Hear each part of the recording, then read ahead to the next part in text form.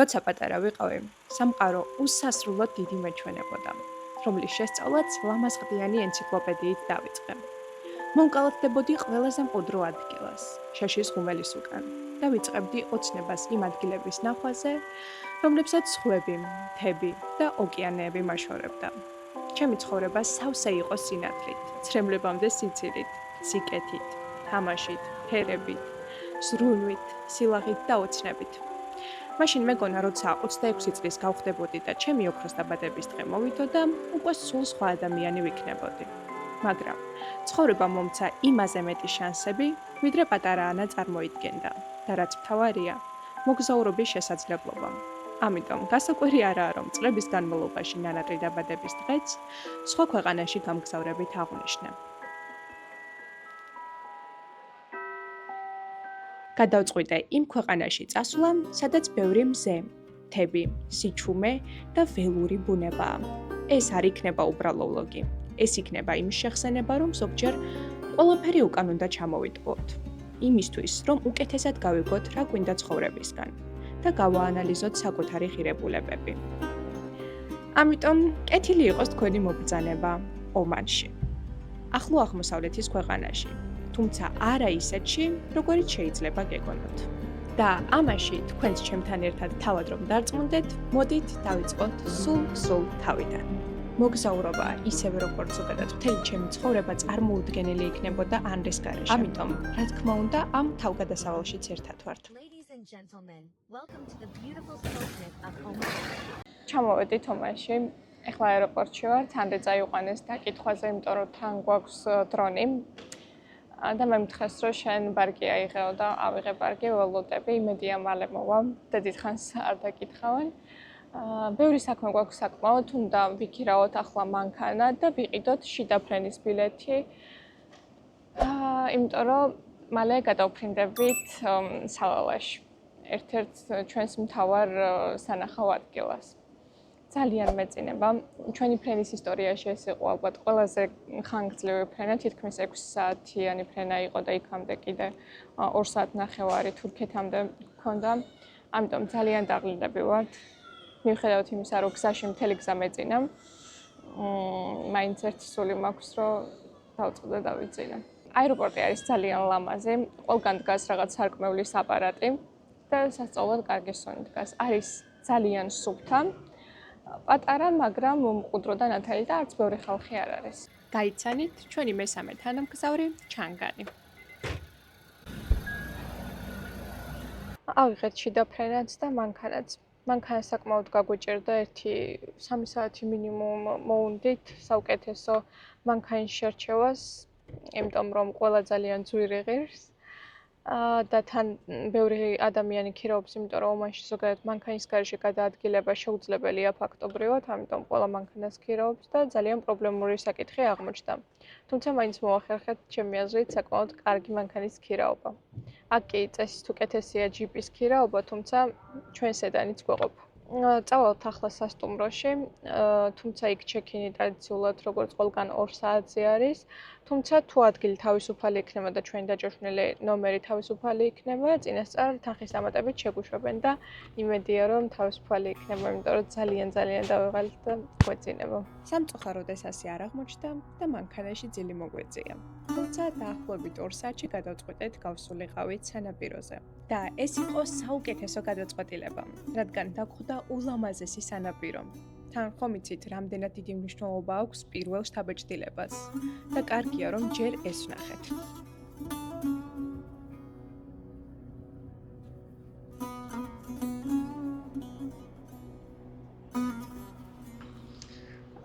ჩემი აზრით, ვინმეს ჩემთვის ადრე რო ეთქვა, რომ ჩამოხვიდოდი ომანში და დაგხვდებოდა ასეთი სილამაზე, ვერასდროს ცხოვრებაში ვერც დავიჯერებდი და ვერც წარმოვიდგენდი.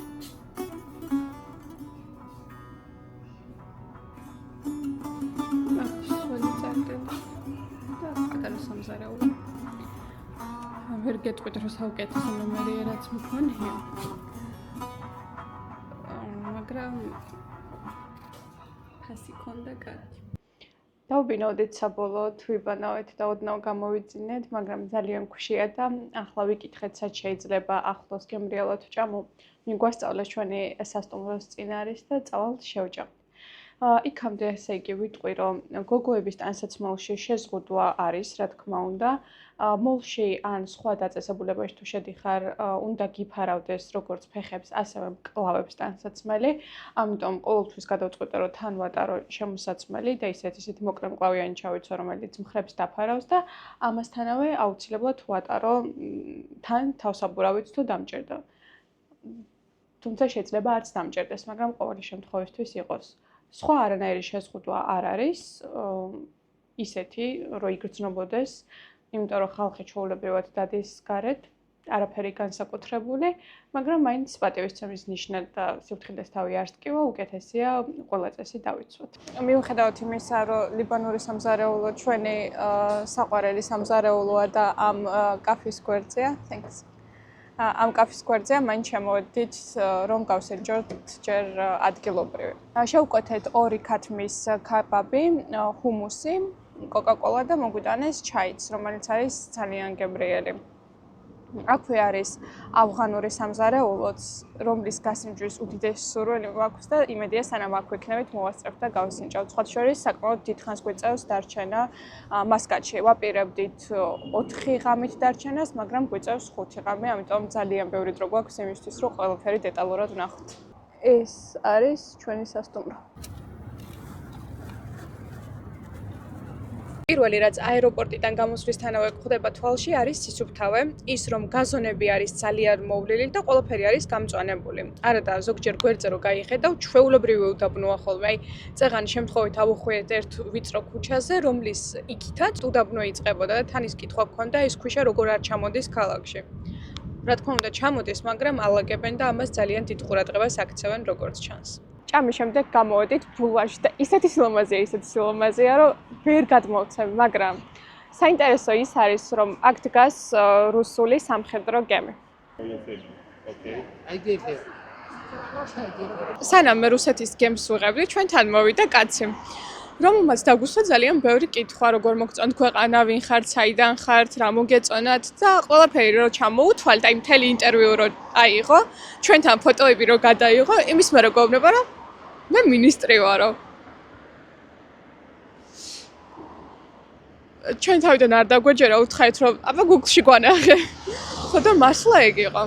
ჩავწერეთ პატარა ინტერვიუ, რა თქმა უნდა, არა პოლიტიკური, მაგრამ თვითონ ფაქტი, რომ ასე უბრალოდ ადამიანმა გამოგკითხა ყველაფერი და მე გეუბნება, მე მინისტრი ვარ.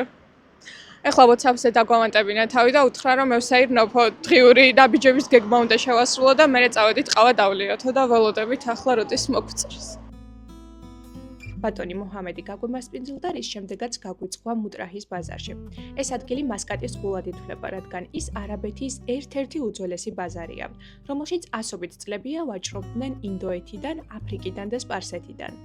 აქ ფეხის შემოდგმისთანავე ყველა კუთხიდან იგრძნობა სარკმევლის ნაზის სუნი. სხვათა შორის მსოფლიოში საუკეთესოდ სწორად ომანური საკმეველი ითვლება, რომელიც ადრე ოქროზე ძვირად ფასობდა. ჯერჯერობით რაც ჭამეთ და დავლიეთ, ყველაზე კარგი აღმოჩნდა წვენები. ახლად დაწრული წვენები არის უგემრიელესი და მართლა ისეთი გემო აქვს, რომ რეალურად გძნობ ხილს და არა ის რო გეგონება წყალში გარეულ ხნილსო. ახლა გავისეირნებთ სანაპიროზე სავარაუდოდ. ერთი რაღაცის ნახვა გვინდა ძალიან. ამის და თუ გაგვიმართლებს 4 დღის განმავლობაში ერთხელ მაინც თუ გაგვიმართლებს წესით უნდა ვნახოთ. სადაც წვენი დავლიეთ იმ კაფეში რო ვაჩვენეთ ეს ფოტო რომ ამის ნახვა გვინდა და სად გვერჩევთ რომელ სანაპიროზე გითხრეს რომ მაგის ნახვის შანსი უკვე ფაქტობრივად აღარ არის, ამიტომ დაანებეთ თავიო. მაგრამ ჩვენ მაინც ვიპოვეთ TikTok-ზე ეს ვიდეო. ვნახეთ რომელ სანაპიროზე არის ნახვის შესაძლებლობა, მოვედით და აქ ადგილობრივებმა გითხრეს რომ 10 საათის მერე უფრო დიდია შანსი რომ ვნახოთ. ახლა ჯერ 8 საათიც არ არის. ამიტომ წავალთ ალბათ მოლში და 2-3 საათში დავბრუნდებით უკან. მე მჯერა რომ აუცილებლად ვნახავთ, იმიტომ რომ იღბლიანი ხალხი ვართ. ეს ადგილი ძალიან გავს საბერძნეთს, თეთრი სახლები არის, ცისფერი კარით და ფანჯრებით. მე ვფიქრობ, რომ აქ დილით აუცილებლად უნდა დავბრუნდეთ, იმიტომ რომ ძალიან ლამაზი ფოტოები გამოვა. ოღონდ რატო ხართ ამოყირავებულები, არ ვიცი გაგასწორებთ. წამოვედით მოლში იმისთვის, რომ ვნახოთ პაკეტში რა ფასები არის.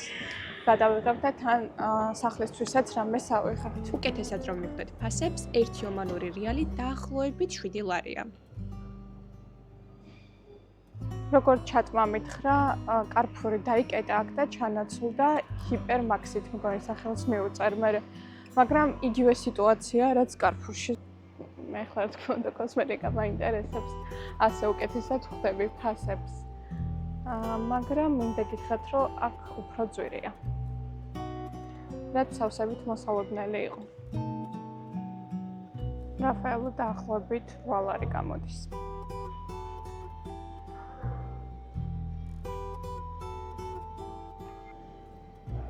აი ამ ხელაჩეფსები ნამდვილად არ მინახავს, რომ შეადაროთ ჩემ ხელს.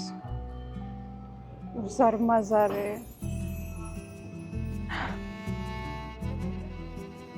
შეცდომაში შემყავხარ, მგონი, იმიტომ რომ შიგნით ბევრი ჩიფსი დევს და ერთი მთლიანი არ არის.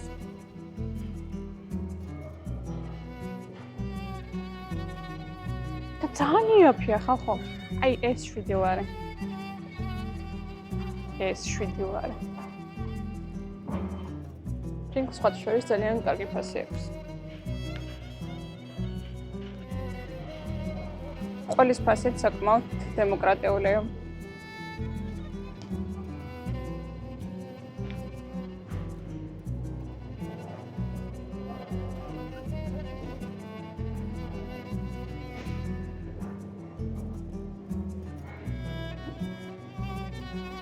აი კარაქის ფასიდანაც მარტივად გასაგები არის ზოგადად. აი რაღაცები იაფია შედარებით, რაღაცები უფრო ძვირი.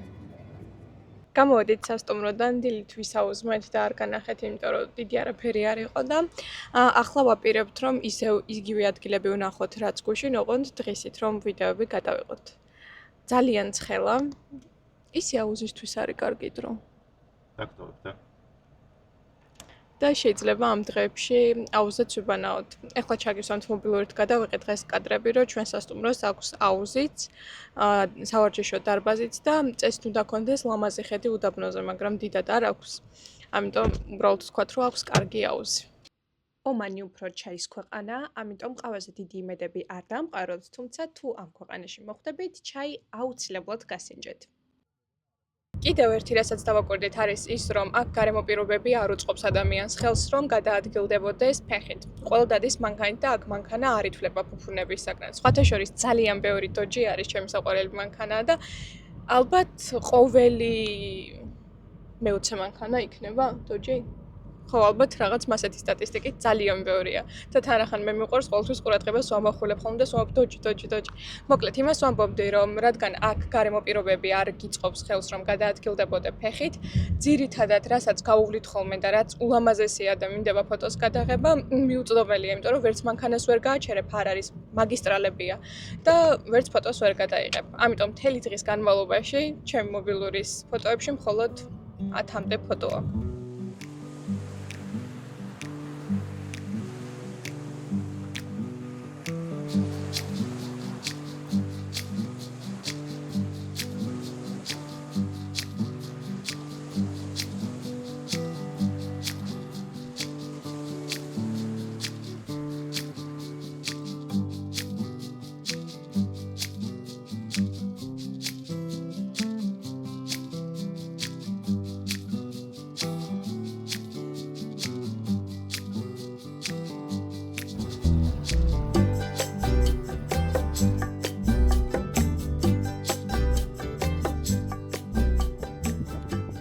ადგილია გუშინ რომ ვამბობდი სანტორინის გავსწრდა და მართლა ნახეთ, ყველგან არის თეთრი კედლები და ცისფერი ფანჯრები და გადის ასეთი ხედი ზღვაზე.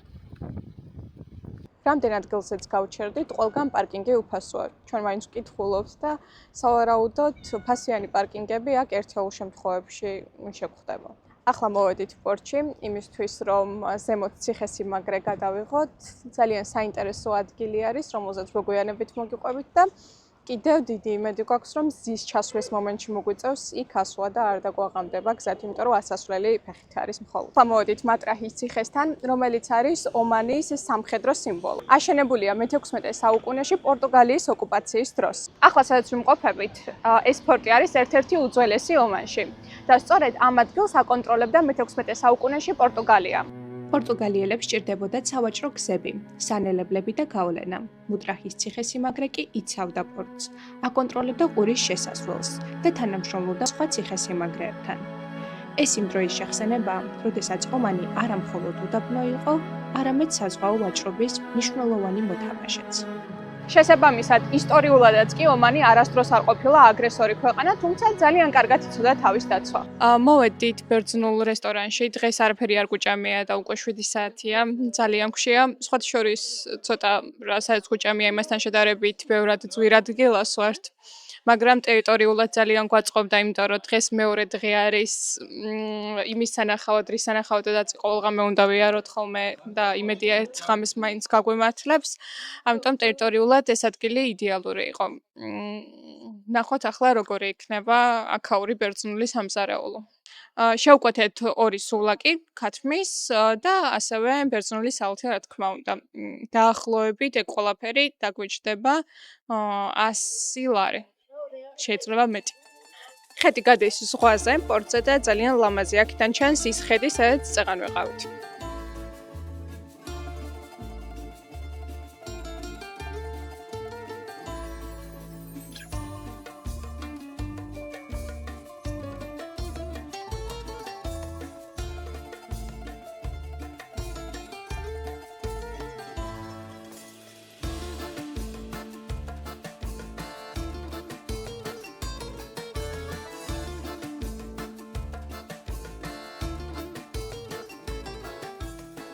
მართლა კარგი ადგილია და თან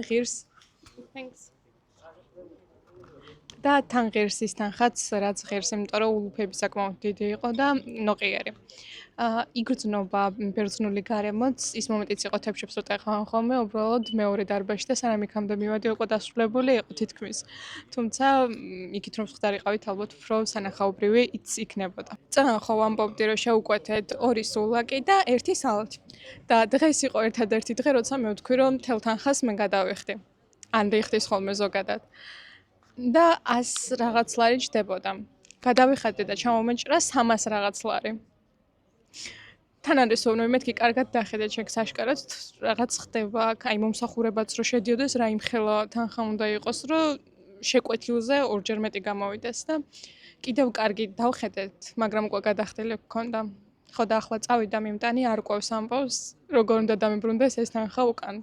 არ ამდენ დღეში უნდა დამიბრუნდეს. ჩემი თანხა დამიბრუნეს ბარაძე, მაგრამ ეს არ არის თავარი. აქ რომ მოვედით, უკანა მხარეს, აი აქეთ პარკინგზე იდგა ძალიან ბევრი Rolls-Royce. იმდენად ბევრი, ჩვენ გვეგონა, რომ აქეთა შენობა იყო სალონი. და ახლა რომ გამოვედით, აღარც ერთი აღარ დაგვხვდა. ანუ ის სუფრალო, რომელზეც თქვი, რომ თებშებს ამტვრევდნენ თქო, იყვნენ ამ მანქანის მფლობელები. და ახლა ერთ-ერთი რაც მაინტერესებს არის ის თუ ვინ იყო უბრალოდ ეს ხალხი. თან გამოვედით ისე, რომ ანდრეს უნდა გადაეღო ეს Rolls-Royce-ები და არ არის. მართლა იმდენი იყო, რომ მე მეგონა და ჩვენ ანუ ორივე ვიფიქრეთ, რომ სალონი იყო. დღეს არის მეორე დღე, როდესაც ველოდებით ლურჯ-ნათებას ზღვაზე, მაგრამ მაინც არ ჩანს. გითხრეს, რომ შეიძლება ღამის 12-დან ოდნავ აი იქით ამ მხარეს გამოჩნდეს, მაგრამ ისე არა როგორც ვიდეოებში არის. იმიტომ რომ უკვე სეზონი აღარ არის. მაგრამ ჩვენ იმედს არ ვკარგავთ, 10 საათამდე დაველოდებით და თუ არ გამოჩნდნენ, ალბათ წავალთ უკვე სახლში. ისევ იმას ვიტყვი, რომ ადამიანები ყოველ საღამოს მოდიან აქაც და ნებისმიერ შეიძლება ღამე გაიაროთ რაღაც პატარა სკვერში და დაინახავთ, რომ ადამიანები პიკნიკობენ. ღამეც კი გუშინ დაახლოებით 11-ისთვის მივედით სახლში და გზად ბევრი სკვერი გავიარეთ, სადაც ძალიან ბევრი ხალხი იყო გამოსული. სვავენ ჩაის, აი აქეთ მაგალითად წვავენ მწვადებს. აი იქით სხედან გოგოებიც მარტო გამოდიან. სავარაუდოდ ძალიან დაცულად გრძნობენ თავს. არანაირი პრობლემა ამ მხრივ არ აქვს, რომ მარტო გამოვიდნენ და ღამეც კი მარტო იყვნენ. ამიტომ მე მხოლოდ მივესალმები და მომწონს ასეთი კულტურა. თბილისში მაგალითად თითქოს ყოველთვის ისე გვეჩქარება, რომ ძალიან იშვიათ შემთხვევებში შეგვიძლია გავიდეთ თუნდაც მარტო და პარკში დავსხდეთ. აქ ხალხს არსად არ ეჩქარება საერთოდ, პირიქით ტკბებიან ყოველი წუთით, რაც დასაფასებელი და მისაბაძია. იმიტომ რომ სულიერ თავისუფლებას, მშვიდობას და სიმშვიდეს მგონი მხოლოდ ასეთ დროს გრძნობ ხოლმე. ომანი ნამდვილად ის ქვეყანაა, სადაც არსად არ გეჩქარება, იმიტომ რომ ადამიანებიც ისეთი ნელები, მშვიდები, გაწონასწორებულები არიან. აქ ძალიან ბევრი ახალი მანქანაა, ბევრი არის სპორტული, მაღალძრავიანი მანქანებიც, თუმცა მაინც ვერ ნახავთ იმას, რომ ვინმე გიჟვით დადიოდეს, ანუ უხეშად არ ღვევდეს მართვის წესებს. ასეთი შემთხვევები არ არის. მართლა რა ვიცი, ხალხი სხვანაირად მშვიდი და გაწონასწორებულია. როგორც მივხვდით, დღევანდელი ჩვენი ცდაც უშედეგოდ დასრულდა.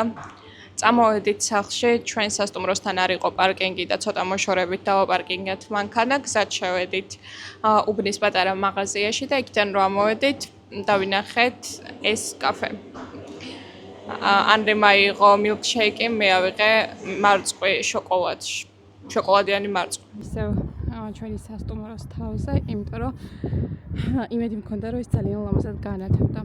ძალიან ლამაზად ანათებს, თუმცა ორი კორპუსი ცოტა ხელს უშლის. უკვე შემდეგი დღე არის და დილა დავიწყეთ ალ-ქაბუსის მეჩეთში მოსვლით. შემოსვლა საკმაოდ პრობლემური საკითხი აღმოჩნდა. მიუხედავად იმისა, რომ მეცვა გრძელი შარვალი და მაისური, მთლიანად დაფარული უნდა იყო, ამიტომ ჯერ შევედი და ვცადე ტანსაცმლის ქირაობა, მაგრამ ასლა რამდენ ჯდებოდა და ჩემი აზრით ზედმეტი იყო. ამიტომ გავბრუნდი მანქანაში, ჯერ პარკინგით ცალკე ამბავი იყო, შორს მოგვიწია დაპარკინგება. გავბრუნდი მანქანაში, ვიპოვე ზედა, კიდევ კაირო წამოღებული მქონდა. ჩავეცვი და ახლა შუქნიშნის ფერებში მაცვია ყვითელი შარვალი, ცისფერი თეთრში ზედა და ვარდისფერი თავსაბურავი. მაგრამ არა უშვის. ვიცი რომ ძალიან ლამაზი უნდა იყოს, ამიტომ ღირს. სხვათა შორის მე და ეს მეჩეთი ფაქტობრივად ტოლები ვართ, იმიტომ რომ გაიხსნა 2001 წელს და მე დავიბადე 2000 წელს. დიდიც კი ვარ.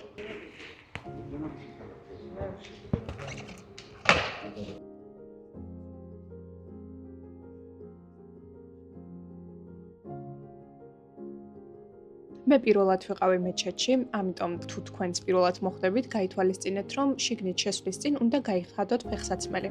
ამიტომ გირჩევთ წაიღოთ დამატებითი წინდებიც. პირველი, სადაც შევედით, იყო ქალების სალოცავი ადგილი. შედარებით მოგრძალებული ვიდრე მამაკაცების, თუმცა ძალიან მყუდრო.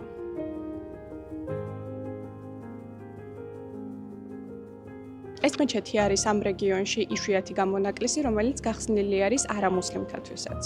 გაკეთებულია იმისთვის, რომ წარმოაჩინონ ისლამი როგორც მშვიდი და ღია ადგილი, რაც ნამდვილად მოახერხეს. სანამ რელიგიაზე ვსაუბრობთ, აუცილებლად უნდა ვახსენოთ ის, რომ ქვეყნის უმრავლესობა არიან იბადატები, რომლებიც განსხვავდებიან როგორც სუნიტებისგან, ისე შიიტებისგან, თავისი უფრო ტოლერანტული მიდგომით.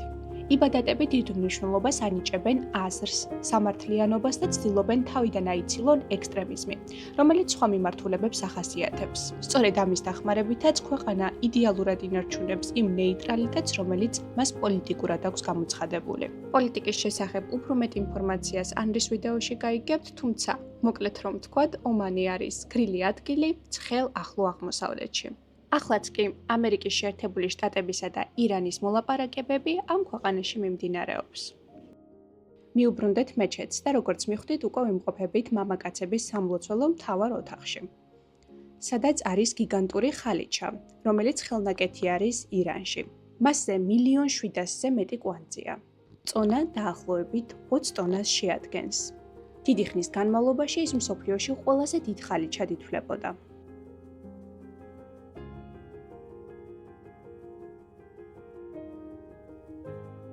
მოვიდით სასტუმროში, გამოვიცვალეთ, იმიტომ რომ დღეს ვაპირებთ ცოტა ჰაიკინგს, მივდივართ ვადი იაშაბზე, რაც არის ოაზისი, ოღონდ რომელიც გროვდება წყლის წვიმის დროს და სანამ წავალთ, რადგან საათი ნახევარი გვაქვს მინიმუმ გზა და თან იქით შეიძლება დრონით გადაღება, ამიტომ უფრო დიდი ხანი დაგვჭირდება მისასვლელად, იმიტომ რომ ანრი ბევრი კაცს გადაიღებს, გადავწყვიტეთ რომ ჭამოთ.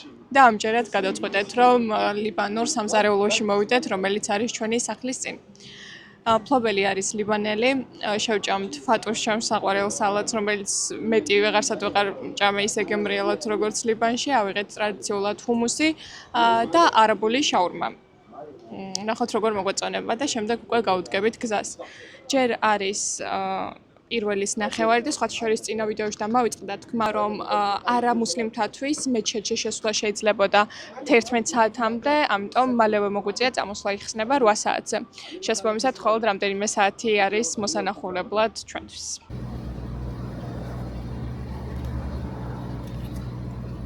ჰუმუსი არის თითქმის ზუსტად იგივე, რაც ლიბანში იყო, აი, უგემრიელესია. უგემრიელესი. ვისადილეთ საკმაოდ გემრიელად, ასე გემრიელად აქ არ გვჭამია და ისეც кайხანი არ გვჭამია. ფასით ძალიან კარგი იყო, 50-60 ლარამდე დაჯდა და წამოვედით ფულის დასახურდებლად, იმიტომ რომ სადაც მივდივართ, იქ გვჭირდება ქეში. თუმცა პრობლემური აღმოჩნდა ეს საქმე, იმიტომ რომ ერთ ადგილას მივედით და იქ რეალი არ ქონდათ. მარტო თურქული ფული ქონდათ და რა თქინდა. მეორეგან მივედით და საერთოდ არ არსებობდა ის ადგილი. ახლა მივდივართ უკვე მესამე ლოკაციაზე, წესით 3 წუთში უნდა მივიდეთ და ვნახოთ. და გავემართებით უკვე სანახავად, ვადის სანახავად. ძალიან გვაინტერესებს და თან მე ვნერვიულობ როგორც ყოველთვის რომ არ დაგვაგვიანდეს, იმიტომ რომ როგორც ვიცი, იქ ბოლო ნავი 5 საათზე გადის. და უკვე 2 საათია. ზოგადად მაშინ $100 არის 37 ომანური რეალი. 1 რეალი არის დაახლოებით 7 ლარი. და ესენი რომ შეჩვეული არიან ასეთ კურსს, ყველაფერზე ამბობენ ხოლმე იაფია იყიდეო. ანუ შეიძლება რაღაც აი უწყინარ უმნიშვნელო ნივთზე გეუბნებოდეს 5 რეალი არის იყიდეო, იაფი არის. ანუ ჩვენთვის 5 რეალი გამოდის 35 ლარი და ამან შეიძლება დაგიფასონ ძალიან ელემენტარული ნივთი. ძლივს გადავახურდავეთ ფული და სამწუხაროდ $50 გადახურდავება არ შეიძლებოდა და მოგვიწია $100 გადახურდავება. ამდენ თანხას რა 37 რეალი გამოვიდა. რა უნდა ვუყოთ, არ ვიცი, იმიტომ რომ არ ვიყენებთ ხოლმე cash-ს, ნახტ ფულს სხვაგან არსად, მაგრამ ნახოთ. თაგონი უკანაც არავინ დაგვიბრუნებს. ხო, აი ეგაა პრობლემა, რომ შეიძლება უკანაც არ გადაახურდავონ დოლარში და ჩემი მეგობარი უჩააგროვებს ყველა ქვეყნის ფულს და ალბათ საბოლოოდ უჩასთან წავა.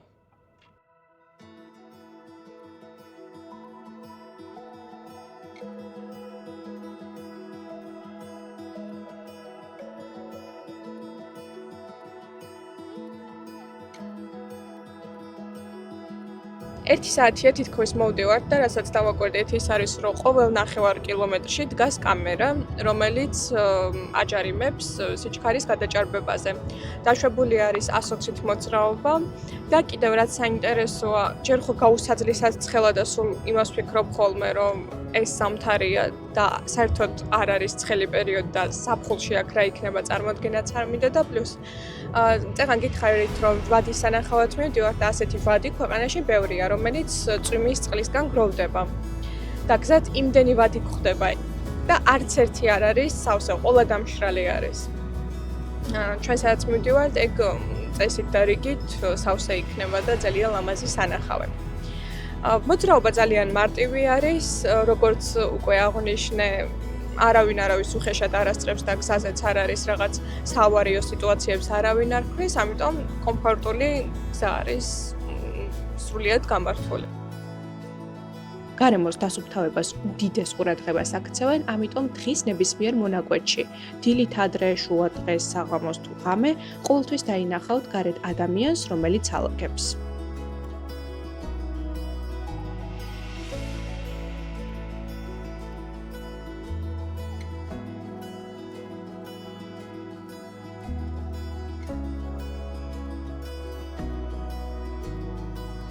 როგორც მოსალოდნელი იყო, საკმაოდ გვიან მოვედით აქ და ტყუილად. იმიტომ რომ ნავით უნდა მივიდეთ 12 წუთის სავალი არის და მე 40 წუთი ფეხით და ზე როგორც ხედავთ უკვე ჩადის, ამიტომ გითხრას რომ ვერც ნავით ვერ გაგვიყვანენ, იმიტომ რომ 12 წუთი იქით და 12 წუთით აქეთ უკვე 5 საათზე მეტი იქნებოდა, ამიტომ სამწუხაროდ 2 საათიანი გზა საერთოდ ტყუილად ვიარეთ და მთელი დღეც დავკარგეთ. მაგრამ არა უშავს მოგზაურობებში ასეთი რაღაცები ხდება, ვერ გათვლი ზუსტად დროს. ვერანაირად ვერ გათვლი და შვედეთის მოგზაურობიდან იმდენად დამწყდა ბევრ რაღაცაზე გული, რაც მინდოდა მე ნახა და სამწუხაროდ დაკეტილი იყო, რომ უკვე შევეგუე, ამიტომ დიდად არც დამწყდა ახლა გული, იმიტომ რომ გზიდან შუა გზაში უკვე ვიცოდი, რომ ასეთი რაღაც მოხდებოდა. ძალიან ლამაზი ადგილი არის და მე ვფიქრობ, რომ ღირს დაბრუნებად 31-ში გვექნება კიდევ ერთი თავისუფალი დღე და თუ ანრი დამთანხმდება დავბრუნდებით, მაგრამ არ ვარ დარწმუნებული და გულისიღრმეში გული ძალიან მწყდება, იმიტომ რომ მართლა მთელი დღე დავკარგეთ არაფრისთვის, მაგრამ რას ვიცავთ. სამაგიეროდ ამ ტერიტორიაზე ნებადართული იყო დრონის გამოყენება, ამიტომ ვიტოვებთ ულამაზეს კადრებს.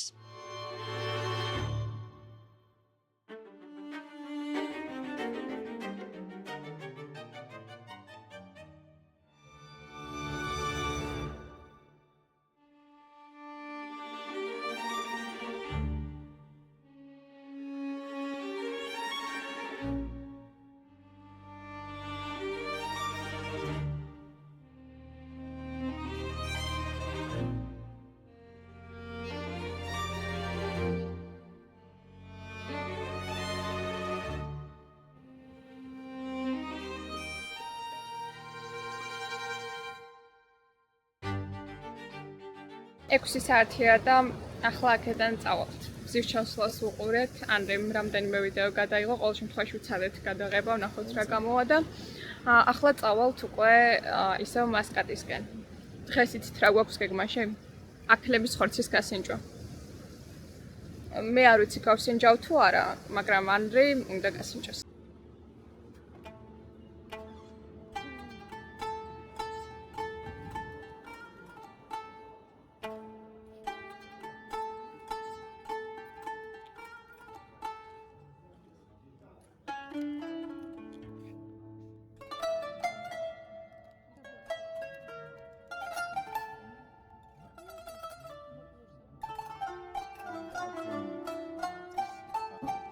And how we can order? Come on. Menu. Come on. Nice. Come on. Yes. Okay. One. One. Let's have it. Yes, we will try one. What's price? ეს არის აქლემის ხორცი და ეს ბრინჯი. ყავზები ვთხოვეთ და მოგვიტანეს, მაგრამ ტრადიციულად მაინც ალბათ ძით ხელით ჭამებს. სხვა შორის ბრინჯი კარგად გამოიყურება, ბრინჯს შევჭამ. ახლა გავსინჯავ მწვადს და მწვადს იმიტომ რომ სუნი აქვს ჩვენი მწვადეს და როგორც კახელი გოგო ჯერ ამას გავსინჯავ.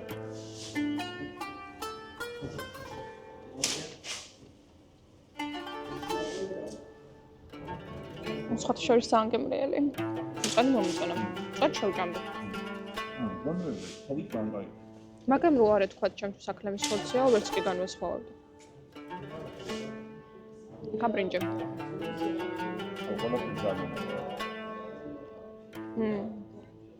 რაღაც მძაფრი სუნელი აქვს ამასაც, აი უზბეკური ჩემი აზრით ბრინჯში საუკეთესოა. თან ვერც გეტყვით რა სუნელი აქვს, იმდენად მძაფრია, რომ არ მეცნობა. ანდეც ახლა ჩემ უკან იგივეს ამბობს და ეს ვიდეო და იგივე გამოგდის, მაგრამ არა უშავს. ძალიან იაფი დაგვეჭდა 28 ლარი ზუსტად, 4 აქაური რეალი. ჩვენ გვეკონა რომ სადღაც 100 ლარზე მეტი დაგვეჭდებოდ. ხალხო მომეწონა. და ივერასდროს ცხოვრებაში ვერ წარმოვიდგენდი რომ მე ჩემი ნებით შევჭამდი აქლემის ხორცს, ზოგადად ხორცი არ მიყვარს დიდად და მით უმეტეს ის რომ მე გავსინჯაოდი აქლემის ხორცს. იმიტომ რომ ვამბობ რომ არასდროს ცხოვრებაში აქლემზეც კი არ დავჭდები, იმდენად მეწოდება და მაგრამ ხო, აი სიცუფთავეს დიდად ვერ იცავენ, ახლა ხო ძალიან გემრიელი იყო ყველაფერი, მაგრამ ჩემს უკან კონდიციონერი ისეთ საშინელ მდგომარეობაში იყო, რომ გემრიელი იყო. წავედით სახლში. გათენდა დღეს ავდექით 6-იც არ იყო ჯერ გავემზადეთ და ახლა არის 7:39 წუთი. და მივდივართ, როგორც გითხარით, ომანის ძველ დედაქალაქ ნიზვაში, სადაც პარასკევობით არის ცხრების მარკეტი, ბაზარი და იწყება დილის 6 საათზე. რა თქმა უნდა, მაგ დროს ჩვენ ვერ ჩაუსწრებდით ფიზიკურად, იმიტომ რომ მაშინ იქ უნდა დარჩე. თუმცა ვფიქრობ, რომ მაინც საინტერესო დღე უნდა გამოვიდეს. ახლა ჩავასხავთ საწვავს და თან გავიგებთ რა ღირს აქ საწვავი წესით, როგორც ჩატი გვეუბნება, ძალიან იაფი და ვნახოთ რამდენი ამათი ძალიან იაფი. მოკლედ, ასეთი სიტუაცია, რომ 1 ლიტრი საწვავი ღირს ლარი და 61 და სრული ბაკი დაგუჩნდა 63 ლარი. აქვე ჩვენი ჩანგანი ძალიან ცოტა სწოვს ქალაქში, მაგრამ ძალიან ბევრი დაწვა გუშინ ტრასაზე. ფაქტობრივად, რაც 2 დღეში დავწვით ქალაქში, იმაზე ბევრად მეტი დაწვა გუშინ 2 საათში. მორჩა მოვითავეთ საქმეები და ახლა წავედით პირდაპირ ნიზვაში.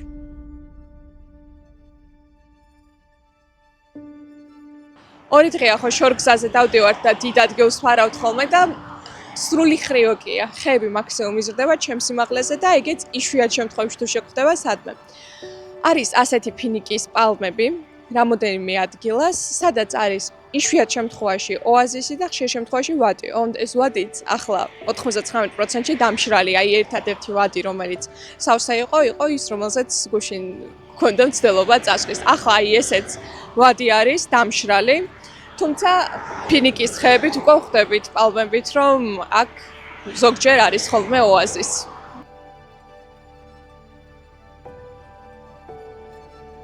ცოტა გზიდან გადავუხვევთ, იმიტომ რომ აქ ძალიან იშვიათ შემთხვევებში შეიძლება დრონით გადაღება და ეს სოფელი ან პატარა ქალაქი ის ადგილია, სადაც დაშვებულია დრონის ხმარება.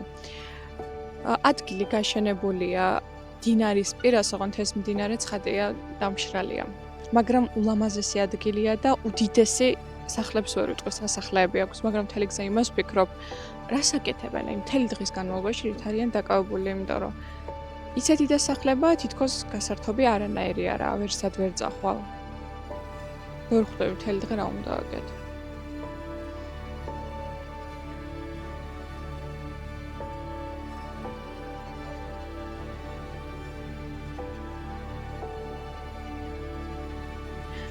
როგორც იქნა 11 საათისთვის თითქმის ჩამოვედით ნიზვაში, ალბათ ხაზი აქ უნდა ყოფილიყავით და ჩამოსვლისთანავე რამაც ჩემი ყურადღება მიიპყრო ის არის, რომ ქათმების ბაზარზე ყიდიან თუთიყუშებს.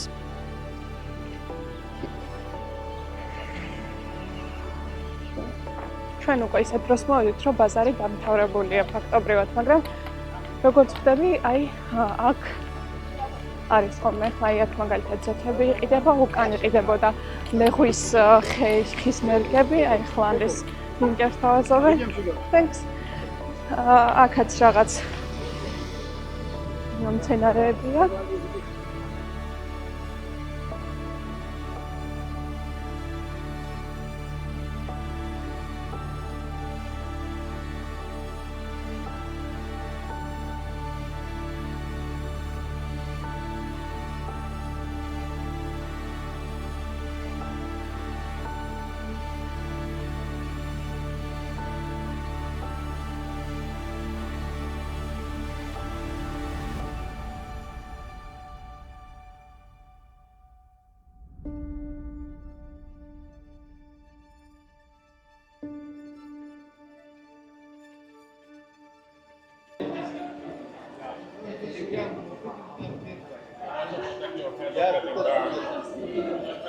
ხალვა ჩემს ადგილი. ტბილი. მე ეს ადგილი მომიწონა.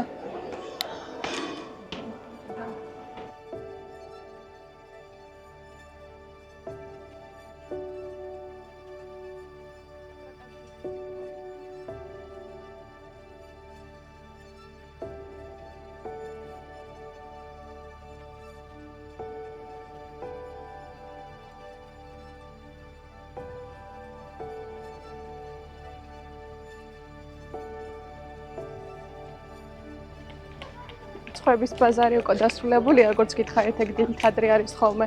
თუმცა დანარჩენი ჩვეულებრივი ბაზარი მაინც მოვინახულეთ. სიმართლე გითხრათ, აქაური ნივთები ძალიან ცოტა. დანარჩენი ჩვეულებრივად გამოწერილი აქსესუარები და სუვენირები. ასე არის.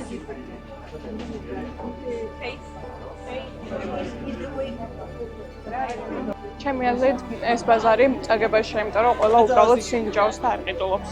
ანდრე დავკარგე და ისე მოეწონა ის, რომ ყველაფერს გასინჯვა შეიძლება, მგონი ჩამოუარა და ყველაფერს სინჯავს მართლა. თან ტელეფონსაც არ მბოსხობს. მართალი ვიყავი, ეხლა ცხეჭავს რაღაცას. ეხლა ძალიან გადავყარე. ეხლა ვამბობდი, რომ ანდრეს ისე მოეწონა, რომ ყველაფერს გასინჯვა შეიძლება, უჭველი დგას და ყველაფერს სინჯავს.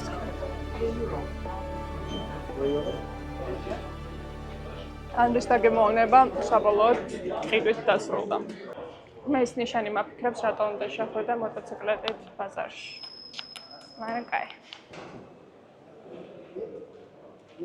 ეხლა კი მივემართებით უკვე ფორტისკენ, ვიზვა ფორტისკენ.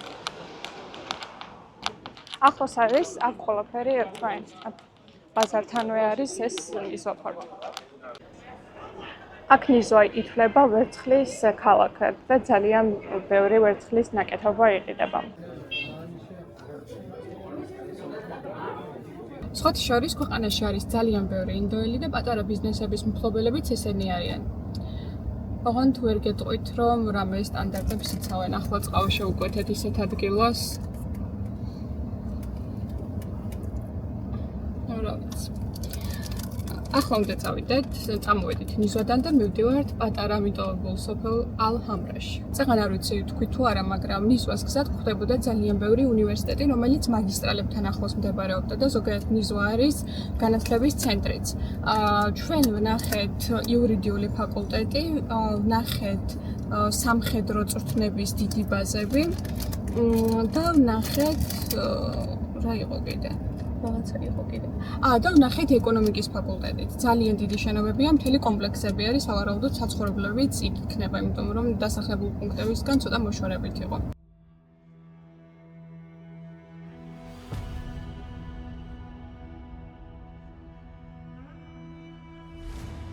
მოვედით ალ-ჰამრაში, რომელიც არის ომანის ერთ-ერთი უძველესი სოფელი და მდებარეობს მასკატიდან 3 საათის გზაზე.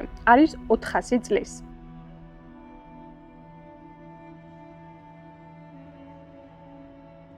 ბევრი ოჯახის ისტორია ამ სოფელში დიდი ხანია დასრულდა. ისინი თანამედროვე რაიონებში გადავიდნენ, თუმცა სახლის კარი ღია დატოვეს, ჩვენნაირი ტურისტებისთვის, რომლებსაც საინტერესებთ რა პირობებში ცხოვრობდნენ ადგილობრივები. ეს ადგილი კიდევ გამორჩეულია წყალმომარაგების ძალიან ჭკვიანური სისტემით. წყალი მოდიოდა არხების საშუალებით და ოჯახებში ნაწილდებოდა დროების მიხედვით. ეს სისტემა იუნესკოს ძეგლთა დაცვის სისტემაშია. აქ წყალი არასდროს იყო საკუთრება. ის იყო უდიდესი პასუხისმგებლობა. სახლები აქ ნაშენებია თიხით და ნამჯით, რაც იმის საშუალებას იძლეოდა, რომ ზამთარში ყოფილიყო თბილი და ზაფხულში პირიქით გრილი. ამიტომ მეტად ჭკვიანური აშენების სისტემა ჰქონდათ. იმ იშვიათ ადგილებში, სადაც პალმის ხეები დგას და ეს პალმის ხეები არის ზოგი ფინიკის, ზოგი ბანანის, არის ძალიან კარგი სიგრილე. ახლა გამოვედით ძველი ქალაქიდან, ვიღებთ ფოტოებს ამ მშვენიერი ადგილის ფონზე და შემდეგ უკვე ალბათ წავალთ სახლში.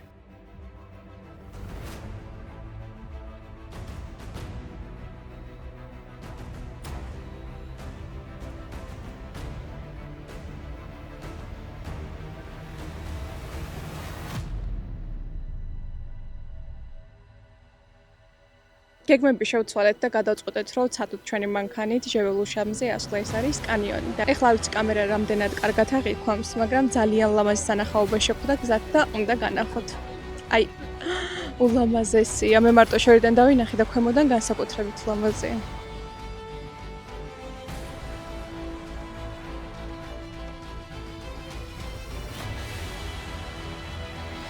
ვირჩევენ რომ არავიდეთ ჩვენი მანქანით და ვიქირავთ, მაგრამ ხლავცდით თუ მივხვდით რომ მართლა ვერავოთ, დავბრუნდებით.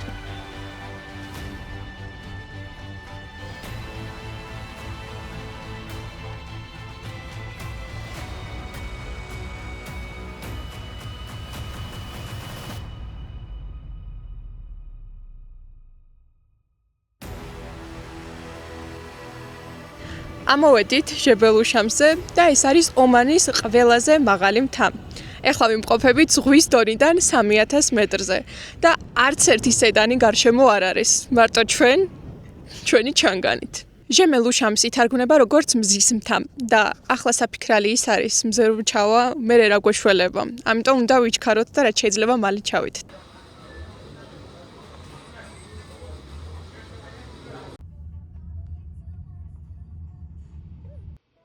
ყველა სასტუმროში და დაწესებულებაში დაგხვდებათ ასეთი სტიკერები, რომელიც აჩვენებს სწორ მიმართულებას ლოცვისთვის. გავიღვიძეთ დილით ადრე და ვადიაშებს მივეცით მეორე შანსი. თუმცა რატომღაც შეგვეშინეს, რომ მთლიანად დასვენება მოგიწევთო და მხოლოდ დრონი და მობილურები წავიღეთ. კამერა არ წამიღია, ამიტომ განახებთ მხოლოდ იმ კადრებს, რომლის გადაღებაც მოვახერხეთ.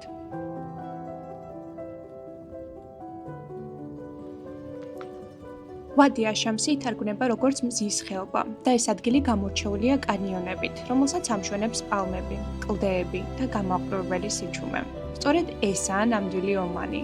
ველური, მაგრამ შვიდი.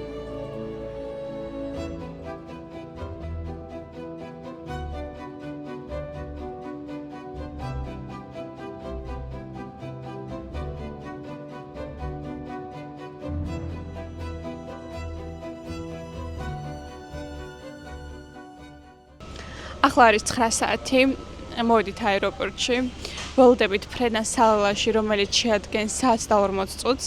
მეგონა რომ უფრო მოკლე ფრენა იქნებოდა, თუმცა საკმაოდ დიდი ფრენაა.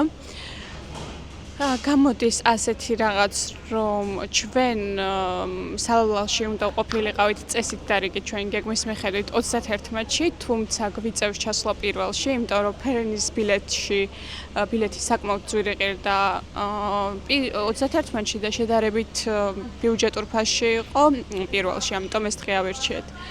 გული მწყდება, იმიტომ რომ ზუსტად ვიცი სალალა ძალიან მოგვეწონება და 2 დღე არანაირად არ გვეყოფა. თან როგორც ჩავალთ სადღაც პირველის წუთებზე, სანამ მანქანას ვიქირავებ და მთელი ამბები ალბათ ერთი იმედია რომ პირველი იქნება და მერე სასტუმროში მიუსვლელად უნდა გავაგრძელოთ ალბათ სანახაობების ნახვა და გეგმებს მივყვეთ. თუმცა ვნახოთ მანქანის ქირაობა თუ იქაც პრობლემა იყო, მაშინ ბევრ დროს დავკარგავთ და ცოტა მეეჭვება დღეს რამე მოვასწროთ სამწუხაროდ და გვექნება ერთი სრული დღე. რაც ცუდი არის მზე აქ შედარებით მალე ჩადის, მასკატში ჩადიოდა დაახლოებით 5:30-ზე. და სალალაში 1 საათით გვიან ჩადის როგორც ვნახე, ამიტომ ნახოთ რა გამოვა. ჯერ აკლემი არ გვინახავს. და წესით დარიგით სალალაში უფრო დიდი შანსია რომ ჩვეულებრივად ისინი გზაზე ვნახოთ. ამიტომ რა ვიცი დავალუდოთ. ძალიან მინდა მაგათ ნახვა. ანდრე ამბობს რომ ამაზე კარგი აეროპორტი ჯერჯერობით არ ვნახავს.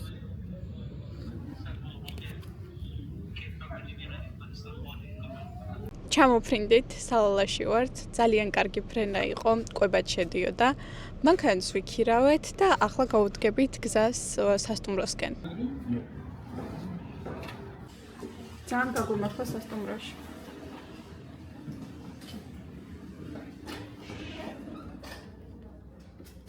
და ეს სულ არა.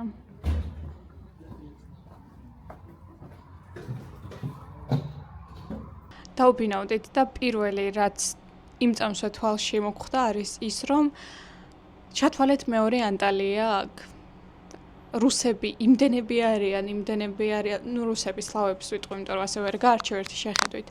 და რაც ყველაზე ცუდი და დამახასიათებელია ალბათ მათთვის ყოველ შემთხვევაში ანტალიის გამოცდილებიდან, ვერ აგიხწერთ. უკვე ნასვამები დადიან. მიუხედავად იმისა, რომ აქ სასმელი აკრძალულია.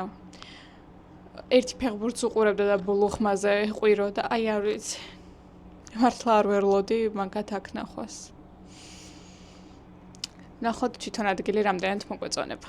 ეხლა სეზონი არ არის, კი ცხელა, კი ზღვა იდეალური იქნება, მით უმეტეს სეზონი არ არის და ბევრი ხალხი არ იქნება, ამიტომ იდეალური დასასვენებელი ადგილია, თუმცა მთელი ხიბლი სალალასი არის სიმწვანე. წვიმების დროს აქ ყველაფერი გადამწვანებულია და ფაქტობრივად ომანის ოაზისიც შეიძლება ჩაითვალოს ეს ადგილი. ამ დროს არის ჩდება ძალიან ბევრი ჩანჩქერი, ბუნება იღვიძებს და ულამაზესი სანახავია, მაგრამ ყველაფერს ჩვენ ვერ ვნახავთ. აეროპორტიდან როგორც გამოვედით, იმდენი აკლემი შეხვდა და იმდენი აკლემი შეხვდა, რა ვიცი. ამიტომ აკლემს ნამდვილად ვნახავთ. დაგვრჩა ერთადერთი უდაბნოდ სადმე სანახავი და ეგ იქნება შეგვიძლია ვთქვათ, რომ ნამდვილად შევიგრძენით მთელი ომანი. აი მოგიტანე საუბარ კარგია ის.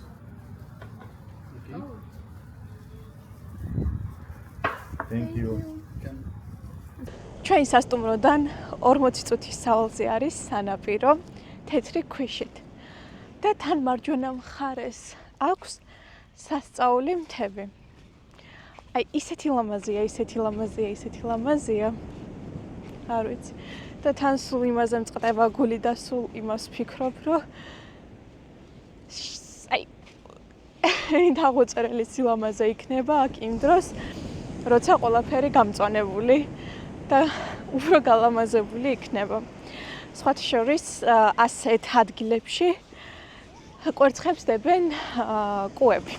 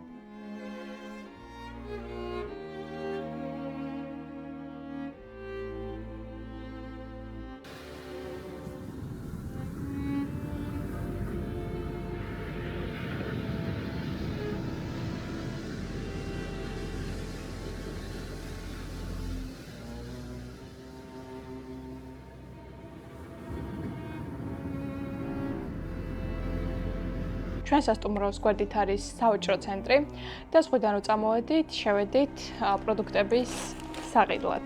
და ვიყიდეთ ორი რძე, აქაურობისთვის ძალიან დამახასიათებელი. ერთი არის ფინიკის რძე და მეორე აკლემის. და ახლა გავსინჯოთ. სუნი აქვს რძის, ოღონდ ცოტა მჟავე რძის სუნი. რძეში რო გაურიოთ სოდა და წყალი, აი ზუსტად მასეთი გემო აქვს. აი სოდის გემო საიდან? აი ახლა გასინჯავს ამბო. კადრის მიღმა არის, მაგრამ კომენტარს გვეტყვის. მე არ მომეწონა. აი სოდის გემო საიდან იცი, რის გემო გშენია? არ ვიცი, მაგრამ ერთ-ერთი ყველაზე ცუდია, რაც გამისინჯავს. 10-დან 1. 10-დან 1. ვეთანხმები ანრის. შემდეგი არის ფინიკის რძე. აუ ის ძალიან ხო სოდის გემოა კანრი ახლა სიჯღანება. ამას მჟავე სუნი არ აქვს, მაგრამ რაღაც ცოტა უცნაური სუნი აქვს მაინც. ეს ძალიან გემრიელია. ხო, აი რაღაც ტკბილი კაკაოს გემო აქვს, ძალიან გემრიელია. ვისაუზმეთ და ამ სასტუმროს ბევრად კარგი საუზმე აქვს, უფრო დიდი არჩევანია. ახლა გავემართებით სასეირნოდ, დღეს ესეთი კონკრეტული ადგილი არაფერი სანახავი არ გვაქვს, ამიტომ თუ რამე საინტერესო იყო, მე დაგიბრუნდებით.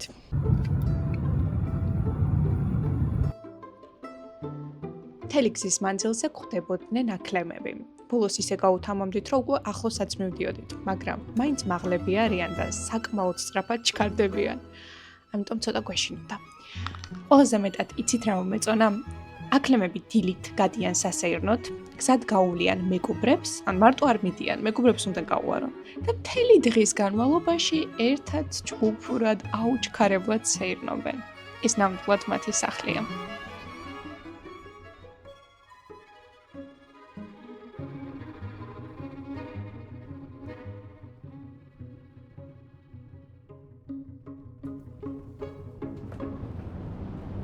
და შეგვხვდა უდაბნოც.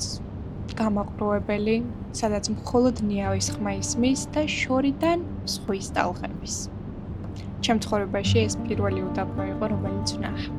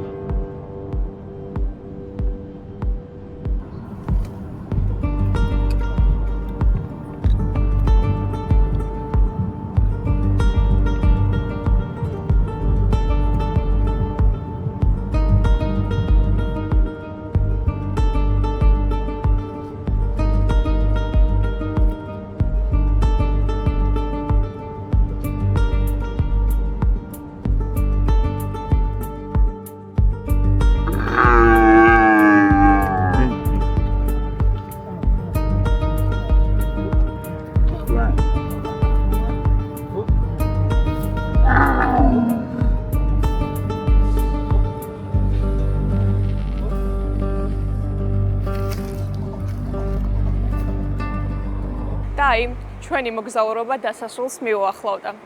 ახლა კი წინ გველოდება უდიდესი გადაჯდომა. ხომ გითხარით რომ გადაჯდომებით უგრძესი ფრენა გველოდება წინ თქო და ახლა უნდა მოგიყვეთ მოკლედ. თავიდან ჩვენ გამოვფრინდით სალაოდან მასკატში 19 საათსა და 40 წუთზე, ჩავფრინდით 21 საათსა და 20 წუთზე. მაგრამ იქიდან ფრენა მასკატიდან სტამბოლში გქონდა 04:10-ზე.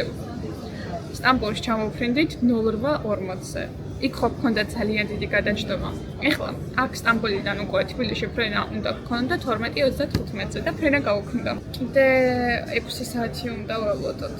და ესეთ ჯერ ზუსტი ინფორმაცია არ არის გამოფრინდებით თუ არა და ისეთი დაღლილები ვართ.